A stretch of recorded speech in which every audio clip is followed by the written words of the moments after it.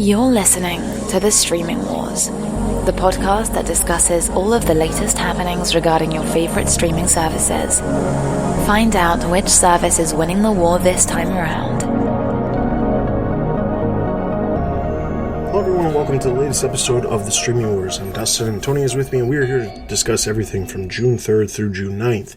We have a rather small amount of news because, as most people are aware, whether you're in the United States or not, the United States has been experiencing a lot of... It's a little preoccupied. Yeah, it's preoccupied with more important things than entertainment news and business news and tech news when it comes to these streaming services. So, while we do have a small amount of stuff to cover, we are going to spend a little bit more time talking about those reviews for HBO Max we didn't get to last week, and we have a secondary discussion as well, talking about some content on HBO Max as well. So, let's get into the news. Starting off with Netflix, Netflix has landed the global rights to the Australian series Alien TV. Jumping over to Prime Video, Amazon has plans to make premiere games free when the season resumes. Now, this is specifically because the premiere games are going to be filmed in front of empty crowds. There's not going to be crowds in the stadiums when they actually play these games. So the idea is that Amazon, while you'll probably need an account, you'll be able to view the games for free. So it draws people in without necessarily having to pay money for something.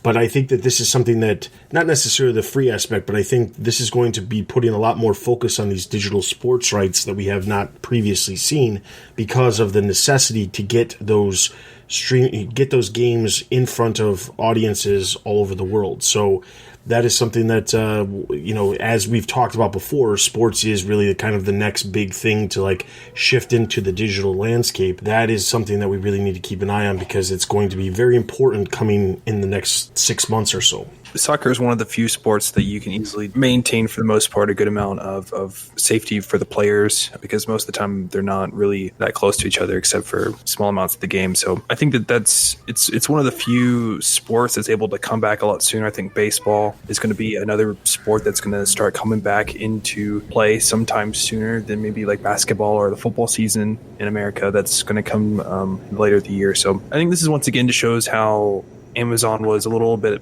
in the right place at the right time with their deals and how they already had a deal with the Premier League and showing different games. And so, but yeah, I mean, I agree as countries are starting to reopen in different aspects and entertainment is coming back in certain areas. Sports is one of those few areas where there are a lot of policymakers questioning okay, how are we going to reopen, certain play for sports, basketball? How are we going to do games? Are we just going to do television only? Are we going to have fans? And I think that for a lot of people, even if they do reopen where you're able to go to the stadium, I think there's still going to be a lot of people who are going to choose to stay at home, and having, access to the digital rights to stream is extremely important. And I think Amazon is definitely ahead of all the other players in the streaming space. And I feel like this relationship with the Premier League just shows it again that they have that relationship to, stream, and they fulfilled. And it seems like both parties are happy with everything. So yeah, sports is one of those few areas that it's probably going to be even accelerated because of the coronavirus and how people will want to stay at home to watch this stuff. It's going to be one of the few areas that we're going to see a lot of boom probably in the future. Yeah, and if anything, it just makes those digital rights even more expensive because if people can't go to the games,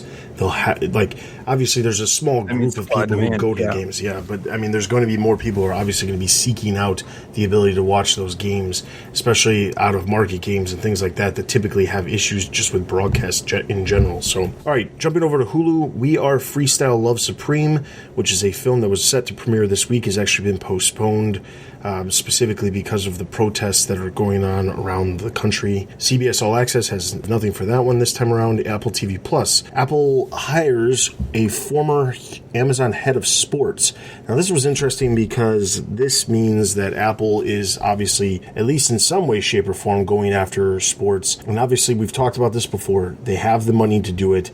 They have the capabilities of doing it. And now it seems like if this executive that was over at Amazon, who could have been potentially instrumental in the NFL deals or the Premier deals, that could work well for Apple to actually create some unique partnerships with some of these sports leagues. And again, more sports when it comes to this. And Amazon and Apple are the two that have the ability to actually fund and get those digital rights without being even in more debt than they currently are. Yeah, I feel like we should just run back the tape just to some of our opening episodes where I called it, definitely Amazon we just talked about is getting more into sports and stuff. And then Apple is one of the other players that is going to dive into sports more, and partly because they have the cash to do it. And in sports streaming rights are just outrageous in terms of costs. It's just obnoxiously high, the rights to some of these streams. But even more importantly, I feel like it fits in better with what Apple's going to want to do. And that if their whole focus and premise is, okay, we have Apple TV Plus and it's deeply correlated to the iPhone experience in mobile, well, then it makes sense that they would want to stream games. Yes, for like TVs as well, but also for the mobile platform. I feel like that is a space where Apple can definitely win against the competitors. The only real competitor really in the sports streaming space is Amazon. So if they could definitely put their foot in that space and become a major player in that, I feel like it would establish more legitimacy into their streaming platform, because right now it is a little bit of a joke. They have good content, it's just not a lot of decent stuff. And this also kind of fits into the whole idea that they're trying to spin their way out of where they are. And so they're doing strategic hires, they're going after big budget movies. Probably soon they're going to do something else that seems a little bit interesting. But it's once again following to Apple's playbook of, okay, we are not satisfied with where we are, and we're going to do what it takes. And so we're going to go down sports. And that's going to be a little bit costly too. And so it's good that they brought in somebody who has that domain knowledge that, hey, here's the sports world. It's not just like normal TV. So overall, this is a great hire, and I'm happy for him. I'm a little bit sad for Amazon because it seems like they were down a good track. But this gives me good news for Apple that they recognize where they need to go and what steps they can do to get there. And again, it just comes across as Apple may have just started a little bit earlier than they probably needed to as far as getting Apple TV Plus out there. Maybe if they would have waited an additional year, had some more content in the bag, that they would have had completed, and then had some other things put in place, purchased some other additional rights to movies, or had some stuff with sports lined up. I mean, the biggest thing is it feels like the initial Apple TV Plus launch was like a beta launch or a soft launch where they had some content there. They gave it away for free to a lot of people, and now it's, here we are well past 6 months, and you have to question of whether or not it's a necessity at this point. I mean, they're literally only releasing 1 to 2 new shows per month at this rate. Yes, while the price point is significantly lower than some of the other services, I don't know that it's warranted just because of the amount of content that's coming out. And obviously, as we move forward, if they're going to be hit by the production holds just as much as everybody else, and if that happens, they've got to start looking for other avenues of getting content, because they're already producing a lower rate of content or releasing a lower rate of content than practically everybody else. So they need to figure out some way of getting content so they can at least still be relevant. And honestly, I believe, sports is the answer, honestly, in my opinion. I think that sports is the way to really make Apple TV Plus something that people actually need to, or feel like they need to have, and especially now with everything going on in the world with the pandemic and things like that. So between sports, and they've posted, they bought a lot of stuff at Sundance festivals, like other movies that are essentially all intents and purposes done, but just trying to get to that last leg of distribution. It seems like they've been really buying up a lot of those type properties as well to cover their lack of content. All right, and then the other piece of news we have for Apple is that Apple could be, in fact, working on a service bundle. Now, this is not necessarily brand new news. This is something that's been rumored multiple times, actually, over the past 6 months. But Apple TV Plus, Apple Music, Apple News, and then even potentially Apple Arcade are all services that are being floated around as being bundled. Now, the one thing, of course, is the way to make Apple TV Plus that doesn't have necessarily as many subscribers, or at least active users as other services that they have. The one way to boost it is by doing some sort of bundle to get people who are already subscribing potentially to Apple Music or Apple News or Apple Arcade to maybe go check out Apple TV Plus for just a small amount of extra money on top of what they're already paying. It would have to be a significant price decrease in order to be, I think, worth it for a lot of people. But I do think that there is a market for that, And in some ways, I think some people online were comparing it to, oh, they're creating, their version of Amazon Prime without obviously the shipping aspect of it, but like the services aspect. Because if you have Prime, you not only have the video, but there's also music, and it's all included in this one flat rate per year if you're paying that way. So I think that it's a comparison that makes sense, but I also believe that Apple has the ability to make again Apple TV Plus relevant to some people who aren't necessarily using it at this moment, and get people to start using it for only a small amount of money, additional money than what they're already paying for some of the other services that Apple offers. Yeah, I agree. I mean, I was thinking about this for a little bit. It's the more I think about it, the more I do like the idea of the bundle, because although Apple TV Plus in itself is a decent product and I like a good bit of the shows, it's maybe not something I would get on my own. But with the pairing of Apple Music as well, I mean, how often do we listen to music at work or something? I know Apple Music can definitely become a bigger player in podcasts, which I know Spotify is really pushing into as kind of their competitor, one of their main competitors. So I could see a lot of draw to do that bundle, and then to pair Apple Music with Apple TV Plus, and how there could be a little bit of synergy there, how both products together might be a stronger solution than maybe somebody else getting some other platform than maybe using Spotify or Pandora and having to deal with ads or something. Like, I feel like there's a lot of incentive there when you combine at least those two products, maybe not Apple Arcade, but I think that there's a lot of good news there, and I'm curious and hopeful to see that maybe this is going to pan out for the future. And unlike other rumors that happen, there is a little bit more legitimacy to this, because in the iOS, the new beta code, that they found that there are references to this bundle. So it's not just like, hey, here are these rumors that are in the industry that usually may or may not pan out, that there is some type of anecdotal evidence that at least that there have been talks about maybe this bundle happening in the future. So that's where this rumors come from, and that they seem a little bit more legitimate, at least as of today. I mean, who knows what they're going to do in the future, but it seems that for right now, they're thinking long and hard about maybe bundling their different services together to offer a full package. All right, so then moving right along, Disney Plus, the TV show Star Wars Jedi Temple Challenge, which was supposed to be like Legends of the Temple from Nickelodeon, but Star Wars themed. That show was originally planned for Disney Plus. Well, interestingly, I just happened to stumble across a trailer that actually posted last week showing that the series is actually coming to Star Wars Kids YouTube channel, which is very weird, because back when the show was announced back in December, it was specifically scheduled for Disney Plus at the time, and it said it was coming in 2020.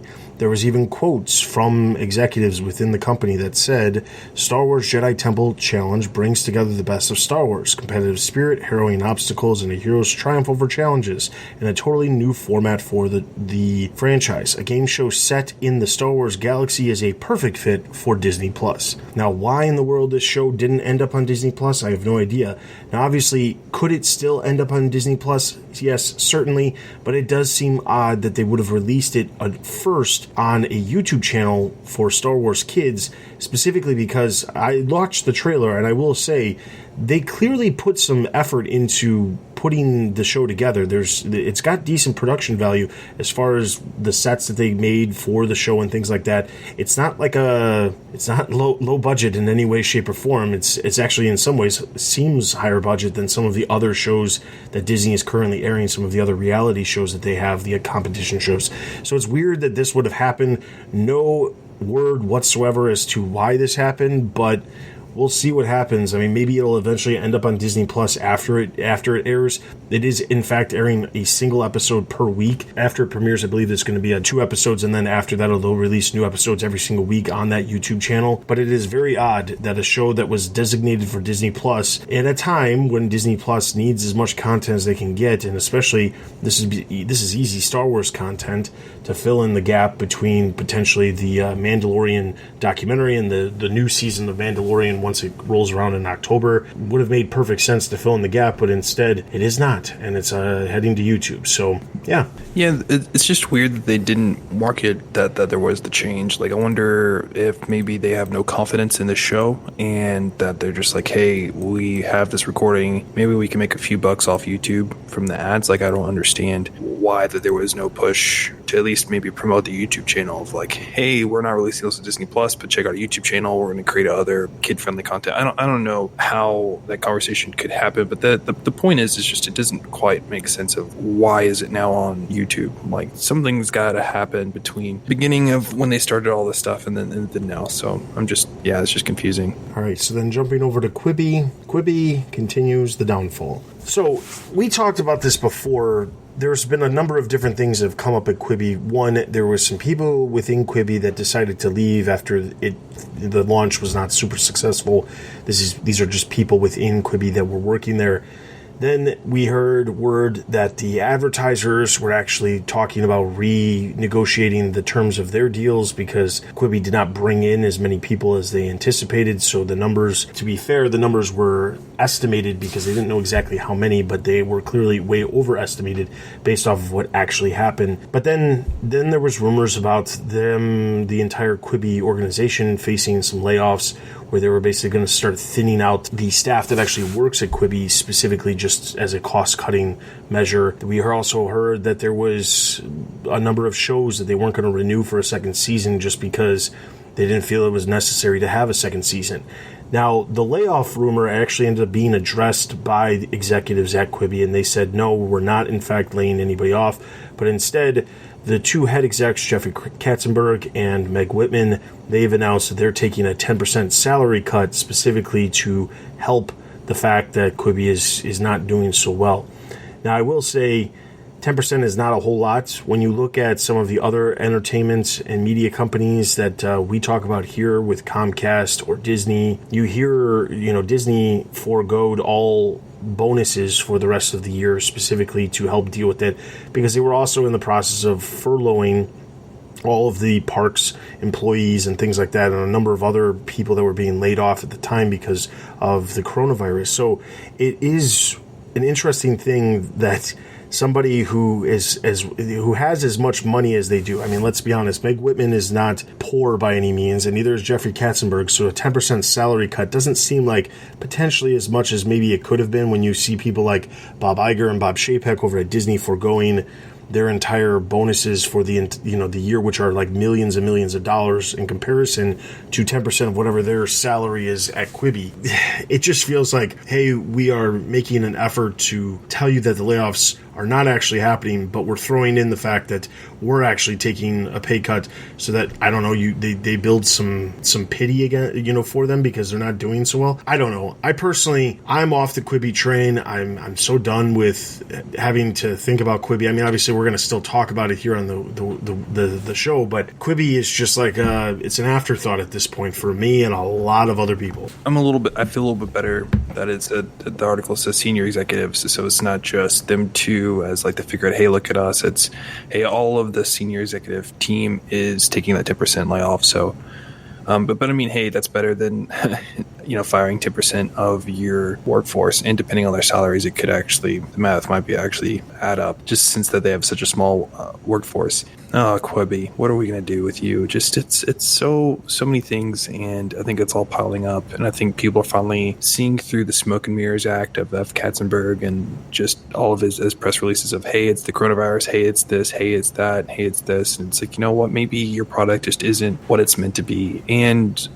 maybe it's just failing. Kind of as a segue into the next topic about Quibi, it's just some of their content just hasn't been favorably liked, and then there are complaints within about the pay for Reese Witherspoon's documentary of Fierce Queens. She got paid a lot of money, and it's one of the worst performing titles on the service. And so I think that there's questions internally about the content and pay structures. So you have the internal pressures, and then you also have external pressures from analysts, Wall Street investors, other consumers who are skeptical of the service too. So it's just all in all, it's just a very sad situation. Yeah, and just to piggyback off of that Reese Witherspoon thing, that was like, I believe 6 episodes, and they were all like 8 minutes long, and she basically got paid $1 million to narrate 6 minutes per episode. That's an insane amount of money, and I understand that number could also be fluctuated because I believe there's another deal in place where she's supposed to be developing, or her company, Hello Sunshine, her production company,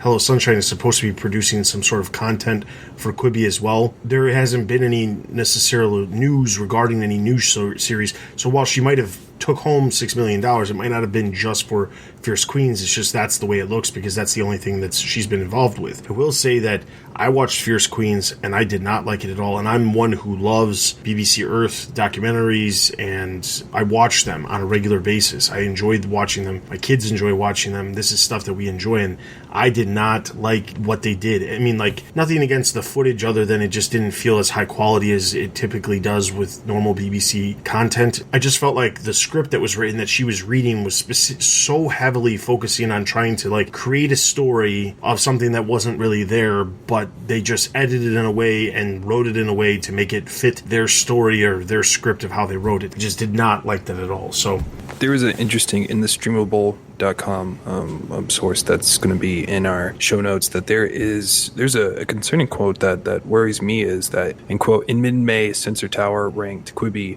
number 125 in the Apple App Store. Now it's 1,007. To date, Quibi has generated 4.2 million downloads, but only 1/3 are daily active users, according to Apptopia. Wow. I mean, it's ranked 125 in mid-May, and now it's ranked at 1,007, and that there are... I don't know how they can come back. I mean, let's be honest. I can't see how in the world they come back from something like this. There's only 1 million essentially active users, and how many of those are free, are going on the free service, or paying, or are they still on the trial? Like, there's so many questions, and yeah, I agree with you, Dustin, that there is. It seems that there is no way that they're going to come back. If I'm going to speculate a little bit, take a less scientific approach to Quibi, I'm going to bet that they're going to get bought, and that they're going to get bought for the technology, for the turnstile. And because I think that their integration between horizontal and video is a little bit impressive. I don't think it's a brand new service, but as relative ease in the streams, like, it didn't feel like there was any lag sometimes when you do that switch. I can see them being bought by maybe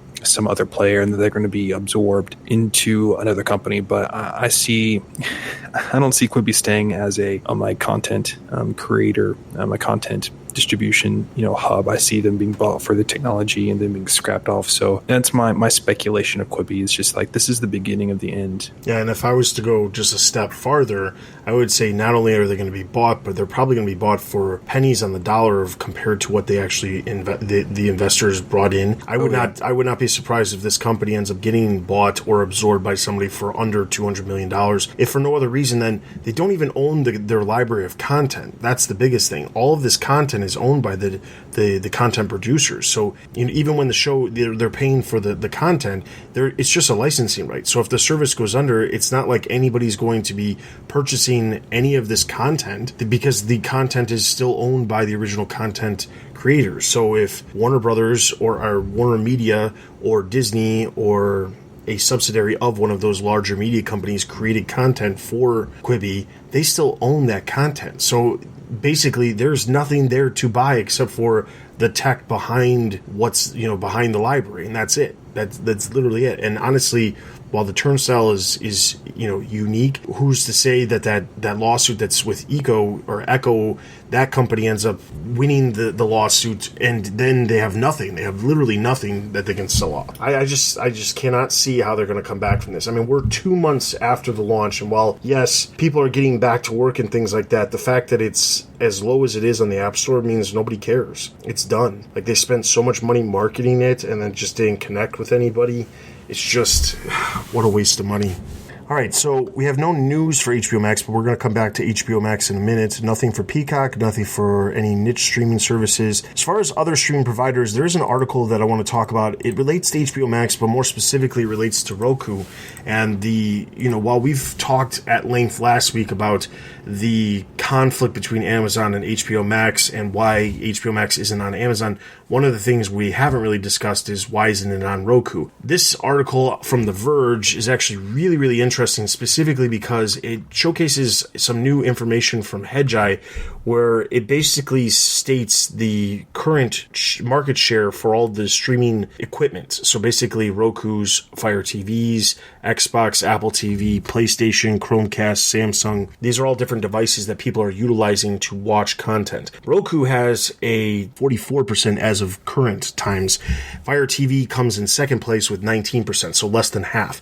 So while Amazon can pick a fight, and they have obviously money to do that because there's no reason they can't, when it comes to Roku is probably even more important for HBO Max to make a deal with, specifically because they are so large and their market share of people using the device is so incredibly large. So this is an interesting situation because the question, of course, is, well, what does it come down to? Amazon has made it very clear that they just believe that everything should be the way it already is and just absorb that extra content.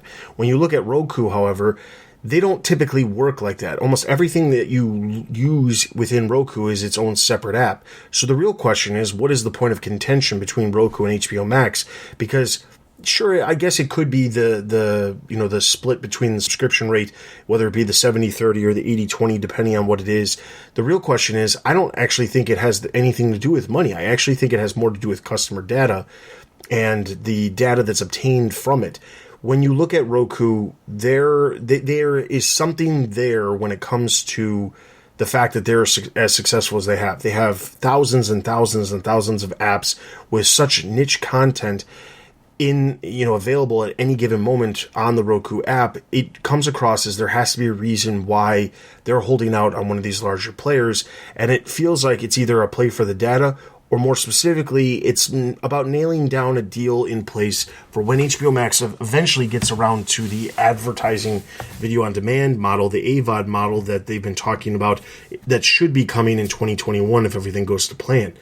And that specifically is probably more likely the point of contention, where Roku is in fact wanting maybe a cut of that advertising money. HBO Max doesn't necessarily want to negotiate that. When you look at the other big players, Disney Plus, Netflix, Prime Video, they don't have issues with AVOD because none of their content is AVOD supported.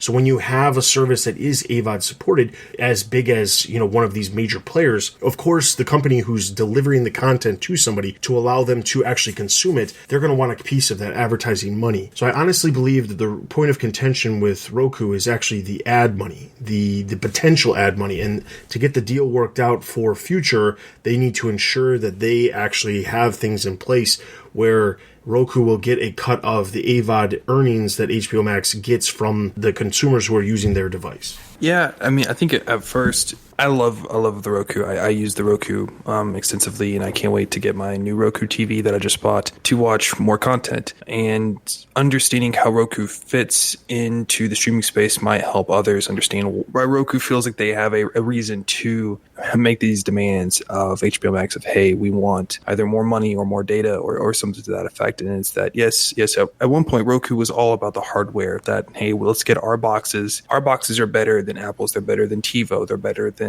any other of the cable companies, DVRs. Like, hey, our boxes are better. You should use ours. And now it's at the point where so many people are using Rokus. It's okay, like, not only are we a hardware company, we're also a company that sells access to our user base. Like, hey, here are X amount of people that use our hardware, that use the Roku ecosystem to access other apps. And if you partner with us, we will make sure that they have a fantastic user experience and you can use our customer base. And that's how Roku is able to transition itself from just a hardware company to now a company that really sells its access to other companies. And other companies make the deals, and I feel like that you get either AVOD money or customer data, or you're going to get just a bounty from people using like maybe Disney Plus and using the subscriptions. Like there's a whole lot of other business models at play there, and that is why Roku, since they are the leader of streaming boxes, of streaming technology for TVs and set-top boxes, that's the reason why they feel like they, not maybe owed is a bad word, but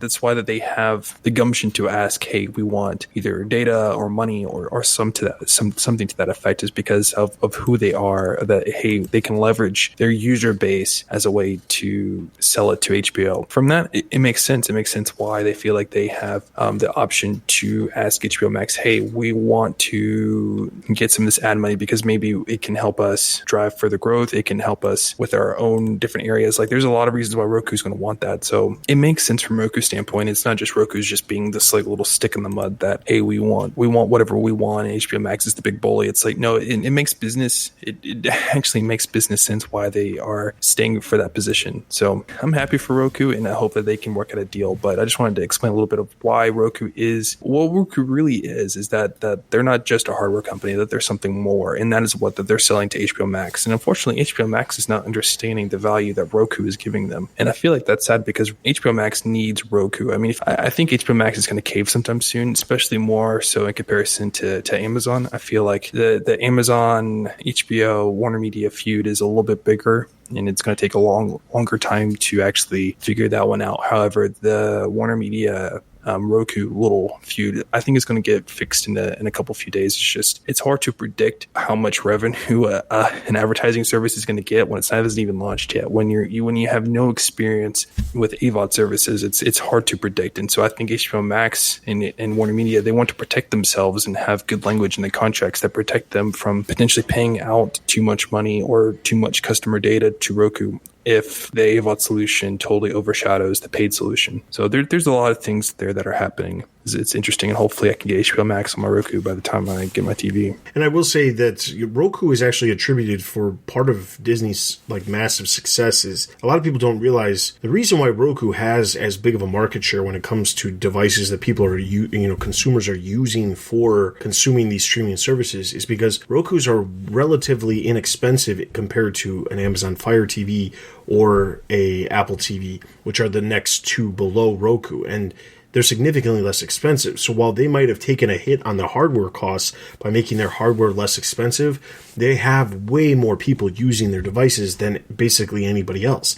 So the thing is, it does make sense for HBO Max to at least make a deal because of the significant market share that Roku has. If you look at the entire streaming landscape as a whole, and you take Roku and Amazon together, they make up over 60% of the current market share of how people are actually consuming streaming services. And that's a big deal. And that could be why there are some companies who are obviously making a big deal, which we're going to talk about in a second here. There's some analysts who are making a big deal about how HBO Max isn't as successful as Disney Plus or some of the other streaming services because they're missing this massive chunk of potential viewers who are using Roku or Amazon devices. I agree full-heartedly with Tony in the sense of the Amazon deal might take a little bit longer to work it out, but I'm positive that the Roku thing needs to happen, and it needs to happen sooner rather than later, because you don't want a situation where you're looking at a sector of your consumer base and saying, we don't need to worry about these consumers who are using this device, when it's such a huge percentage. 45% of all people using devices are using Rokus. You can't ignore that. You can't pretend like it's not happening. So if anything happens, HBO Max should be caving to Roku for this situation, but then they can keep their feud with Amazon going for a little bit longer, because if they get the Roku, people can always just jump over to Roku and use it instead of using the Amazon devices, which I'm sure Roku's not going to mind. So, all right. So then, jumping into our main discussion, we talked about this last week very briefly, but the reviews for HBO Max are in, and there's no consensus amongst everybody who's reviewing it. You look at the tech websites, and they basically have said that the interface isn't as unique as it could be, specifically because it's a very similar interface to the way HBO Go and HBO Now was. So it's not really that much different, other than just having a new purple background. When it comes to original content, obviously they're lacking, but it's not necessarily only their fault. It's the fact that they had other content that they had planned on rolling out that they couldn't. I honestly believe in the coming months where they still have plenty of content that they can actually release. They still have content coming in from HBO that will obviously fill that gap too. So if you're not a subscriber to HBO, this is where you can get it, is HBO Max, along with other content as well. So the consensus, at least amongst the tech tech side of it, tech journalists and things like that, was that the service is great. It's well worth the $15. The issue is that they just need more originals, which we know is coming, and you can't really blame them for it because of the current situation with the pandemic. But overall, it seemed like it was a very positive situation. They said they liked it. They appreciated that there was a wide range of content. One of the really interesting things to come out of it, which I think I mentioned last week, was one of the most popular series of the originals was actually the Looney Tunes shorts were very, very popular across multiple demographics, not just kids. And then the Elmo show was actually very highly ranked up there too, at number 2. And then that one was kind of going back and forth with Love Life, which is obviously not meant for kids at all, which means Love Life is very popular amongst adults because the kids are going to be watching the other content. But when it comes to like the branching between, Looney Tunes shorts makes perfect sense to be more popular than a show specifically geared towards kids or a show that's specifically geared towards adults, because it crosses into both of those demographics. So that was great. I've watched the Looney Tunes shorts. They're great. They're basically taking the Looney Tunes back to the classic versions that we all grew up with and all know, no matter how old we are, because they've always existed. Now, the counter to this entire argument is the investment analysts, their review of it. And basically, the consensus seemingly amongst all of the analysts is that it's not going great, it's failed, or it will fail because of current situations, or they say, well, it's maybe not going to fail, but it all depends on whether or not they land Roku and Amazon. And now we just talked about the Roku and Amazon, so I'm not going to re-bring that up, but I will say, as far as the analysts go, I agree with them in the sense of it does not look great on paper for the launch. One of the things that I think a lot of analysts, they put a lot of stock in is obviously numbers, which makes sense. You look at Sensor Tower, the app downloads and things like that, and the app downloads were extremely low for HBO Max.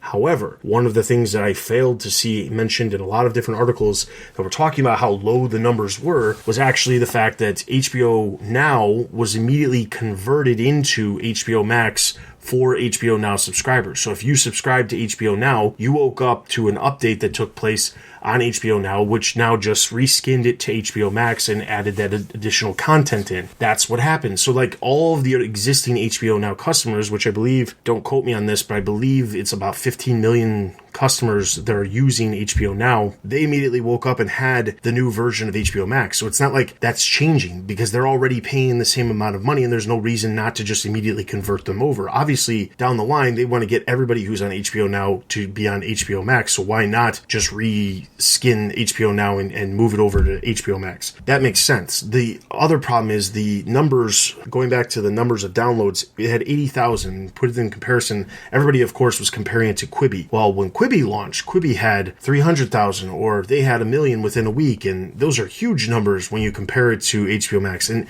yes, it's obviously true, but the other thing is those app numbers don't include numbers related to people viewing them on devices, not phones or app stores. So for example, I'm watching HBO Max and using HBO Max on my Samsung television because HBO Max has a deal with Samsung. So there was an app for HBO Max immediately on the Samsung store within my television. When it comes to my phone, yeah, I did download the HBO Max so that I could watch it on there, and I can obviously still Chromecast it through my phone. But I think that there's a little bit too much stock put into the amount of people who are using mobile devices and using those mobile stores as the reason of whether or not it's successful or not. So I will say we already talked about our thoughts last week as far as like what we believe HBO Max, whether it's a failure or not. I do believe the Amazon and Roku thing is important. I think the Roku, like I said a little bit ago, the Roku one is way more important to getting more people to subscribe. But I do believe that overall, there's nothing wrong with the service. The service works flawlessly.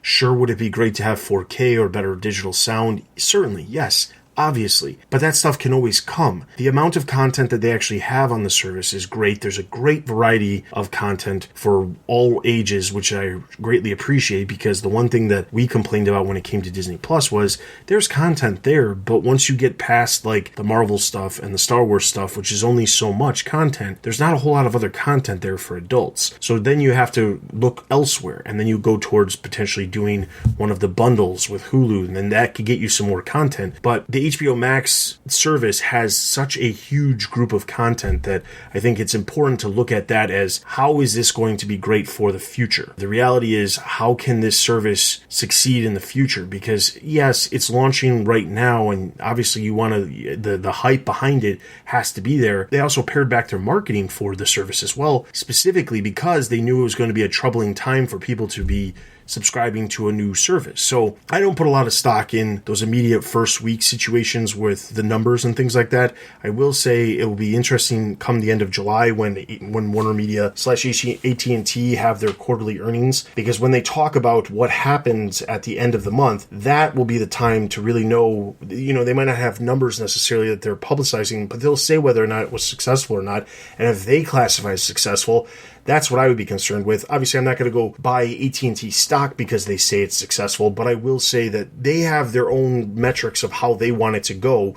And as we get more original content, there's going to be a lot more reason to subscribe to HBO Max. Yeah, I agree with you. I'm excited and curious about HBO Max whenever I get my TV and get all that all set up. Definitely enjoy the service more. But I think people are, after the successful launches of, I think of like Disney Plus and other players out there, and then maybe the not so successful one of Quibi, HBO Max is the biggest streaming platform that's launching. I think there's a lot more eyes on this one than maybe some others. And I think that people are not understanding that there is a global pandemic, that things have changed, that people maybe don't have as much disposable income. Maybe just there could be so many different things that have happened and that have changed, for Warner Media, what their internal goals are. I think people are also forgetting too of what you mentioned earlier, is that a lot of HBO apps on different platforms automatically change to HBO Max, and though those numbers aren't going to be reflected in these like new downloads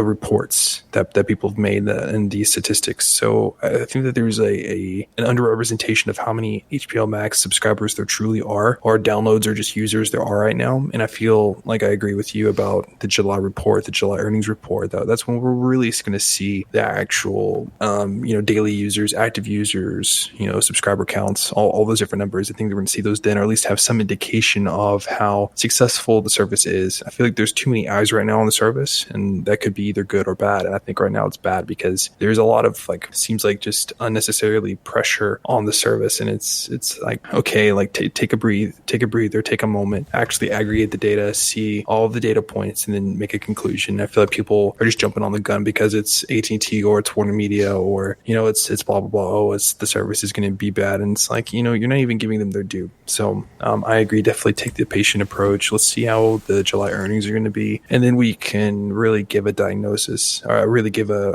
analysis of the success of the service or its failure then. But I think right now it's a little bit too soon. So I totally agree with you. I think on the most part, I think HBO Max is going to offer a pretty awesome service. If for anything, then that you at least get HBO and a few other things that are pretty cool and pretty nice. And I appreciate the parental features that they have. So yeah, I'm excited for HBO Max, and it's sad that other people aren't so excited about the service. Yeah, the biggest thing is, and I hate to go back to this because I hated this line, but when John Stankey made that line about, it's the same price as HBO, why wouldn't you want HBO Max? And, it's an IQ test because, who would be stupid enough to not want the better service that with more content for the same price? I hate to go back to that because I hate that comparison or that line, but it is one of those things where if you already are a subscriber to HBO, there really isn't a reason to subscribe to HBO Max. You get the exact same content as you get on HBO plus more. There's more content. It's maxed, obviously, as they would like to, their marketing puts it. So the thing is, it makes perfect sense as to why you should be looking forward to the success of this. The other thing is, it gives the ability to have HBO similar content to HBO as far as production values being created. Like the idea of a Green Lantern series being created, but not on a broadcast television station, but on a premium service like this, the ability to have a super big budget or medium budget or whatever, but a better budget, at least for the special effects, than what you see on the CW, that's huge. And it's not just that. There's movies, there's specials, there's all kinds of stuff. I don't even think that a lot of people who even subscribe to HBO on a normal basis have any idea how much content they actually release on a normal basis by themselves, not even counting any of these Max originals that are coming. There's so many documentaries and sports specials that are so highly produced and well done that it's stupid if you sit here and say that you don't think that HBO Max is going to succeed in the future. It might not succeed right out the gate because it is going to be a situation where it's going to have to mature and it's going to have to gain subscribers. It's not going to be a situation like Disney Plus where they hit 50 million subscribers in less than a year and everybody's like, oh my God, Disney Plus is so huge. Yes, that's absolutely right. They are huge and they're doing a great job, but you can already see that there's certain issues within Disney Plus that don't work for the entire family or the entire demographic scale of what you would want to have content for. So I think it's important to look at other factors outside just the numbers at this point. Now, the last thing I want to talk about, this is more of a secondary discussion, but very brief. There's an article that popped up on the Streamable that talks about how there's a bunch of DC films and content that's actually going to be leaving on July 1st. There's actually a significant number, I believe.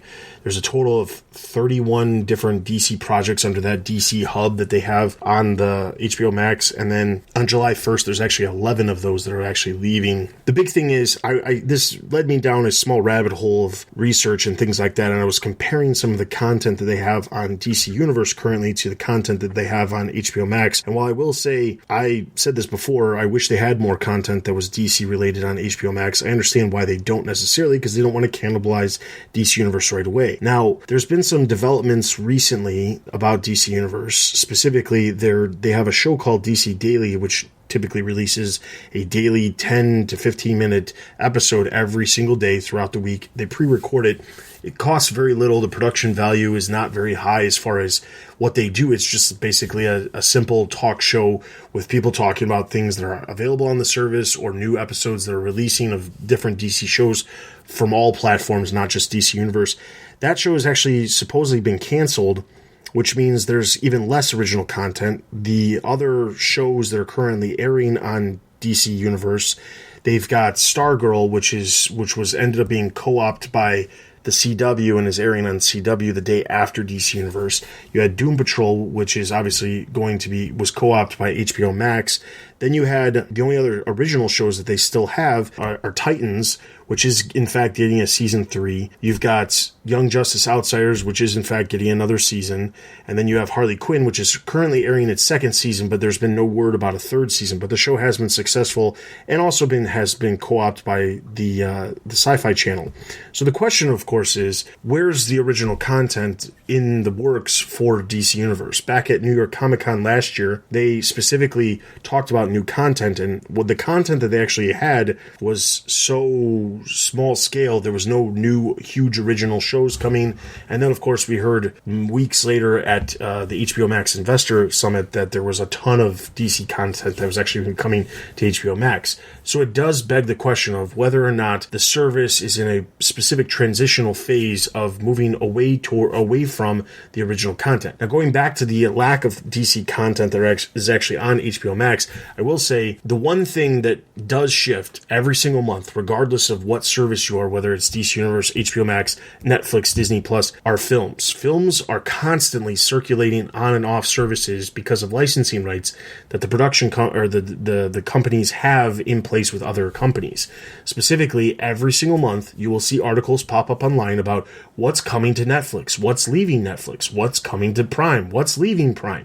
This happens every single month. This is not something new in the sense of there's content always circulating because there's deals in place with other companies. I will say, however, the one thing you don't typically see is TV rights shifting very frequently. A lot of times it is the films. It's not the TV rights. And when you look at DC Universe, almost every single TV series that they've produced over the past, well, basically since DC's been creating DC shows, almost every single thing is on the service. Not every single thing, but almost every single thing. They don't have Smallville. They don't have the original original Batman series from the 60s, but they're missing some stuff. But if you were to share that content with HBO Max, you'd have a ton more content that you wouldn't have to worry about circulating month to month, because TV rights don't circulate like that. So I will say it's only a matter of time before DC Universe transitions into either a smaller program that allows you to access this DC content and the comics at a lower price and just stops offering originals. But we've talked about this multiple times. I was actually talking about it last week on Twitter with the entertainment strategy guy about the future of DC Universe as a whole, and it honestly feels like DC Universe, it's only a matter of time before it has to morph into something much smaller than what it is and offers potentially the library, but at a lower price point, and then that content is available on HBO Max, because HBO Max is the premier service at Warner Media. You cannot sit here and keep a lot of the content that they have the rights to on smaller services. And that goes for Crunchyroll too. Crunchyroll is successful. They've got over 2 million users, but the thing is, like, as time progresses, they want people subscribing to HBO Max. It's a higher price point, it's more content, and that's the thing all the analysts and all the investors are going to be looking at when they're looking at what to invest in. They're not looking at Crunchyroll and DC Universe and saying, wow, this one's super successful, let's put our money on AT&T. That's not the case. So they are eventually going to want everybody to be over at HBO Max. I do believe that these smaller services, the plus is the price point could go down. All right, so with all of that being said, I would normally tell you to check out the list of trailers that we have on the site, but like I said, with everything going on, the entertainment companies haven't really been sharing a lot of news and trailers and clips and things like that, so there is only one trailer, and it's actually a show that has actually been around from before, but it's going to be premiering on BritBox. So, with all of that being said, you can check out the show notes for all these articles that we've talked about here, some that we didn't dive necessarily in depth into as well. You can also follow us on Twitter and join our Discord for all the latest news that we post and we talk about on the podcast. You can also follow us on Instagram for all the latest announcements related to new episodes of the podcast releasing. You can send us an email at thestreamingwars@gmail.com with any questions, comments, concerns, feedback, any topics you'd like us to talk about in future episodes, any feedback. That's always greatly appreciated. If you are so inclined, any feedback that you can leave or any reviews that you'd like to leave us on any of the podcast platforms that you are currently using, that is always greatly appreciated as well. With all of that being said, for Tony and myself, we ask that you guys continue to stay safe out there, and we'll see you guys next time. Thanks for listening to The Streaming Wars. Check us out on Twitter and Instagram. Also consider supporting us on Patreon. Links can be found at thestreamingwars.io.